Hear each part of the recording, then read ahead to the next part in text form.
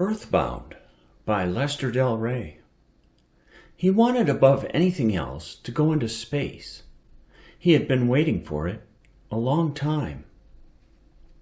It was hours after the last official ceremony before Clifton could escape the crowd of planet lovers with their babblings, their eligible daughters, and their stupid self-admiration. They'd paid through the nose to get him here, and they meant to get their money's worth. The exit led only to a little balcony, but it seemed to be deserted. He took a deep breath of the night air, and his eyes moved unconsciously toward the stars. Coming back to Earth had been a mistake, but he needed the money. Space Products Unlimited wanted a real deep space hero to help celebrate its 100th anniversary. He had just finished the regulation of Regal, so he'd been picked. Damn them and their silly speeches and awards, and damn Earth. What was one planet when there were 1 billion up there among the stars? From the other side of a potted plant there was a soft sigh. Clifton swung his head, then relaxed as he saw the other man was not looking at him. The eyes behind the dark glasses were directed toward the sky. "Aldebaran, Sirius, Deneb, Alpha Centauri," the voice whispered. It was a high-pitched voice with an odd accent, but there was the poetry of ancient yearning in it. He was a small, shriveled old man. His shoulders were bent. A long beard and the dark glasses covered most of his face, but could not entirely conceal the deep wrinkles, even in the moonlight. Clifton felt a sudden touch of pity and moved closer without quite knowing why. "Didn't I see you on the platform?" "Your memory is very good, Captain. I was awarded publicly for 50 years of faithful service making space boots.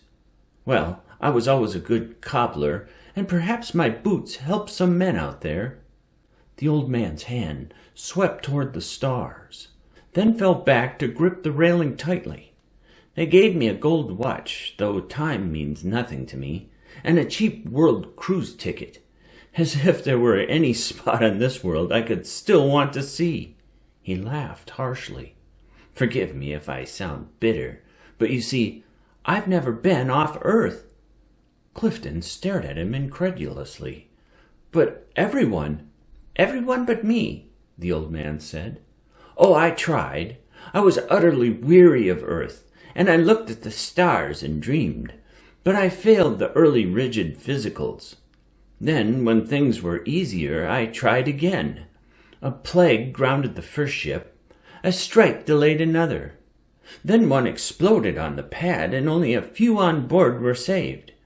It was then I realized I was meant to wait here on Earth, and nowhere else. So I stayed making space boots." Pity and impulse forced unexpected words to Clifton's lips.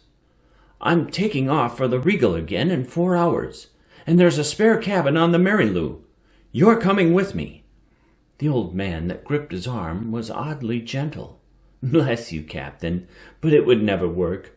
I'm under orders to remain here." "No one can order a man grounded forever. You're coming with me if I have to drag you, Mr. Asurus." The old man hesitated, as if expecting the name to mean something. Then he sighed and lifted his dark glasses.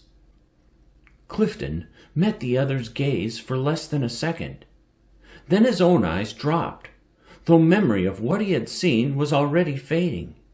He vaulted over the balcony railing and began running away from Asurus, toward his ship and the unconfined reaches of space. Behind him, the eternal wanderer tarried and waited. The end.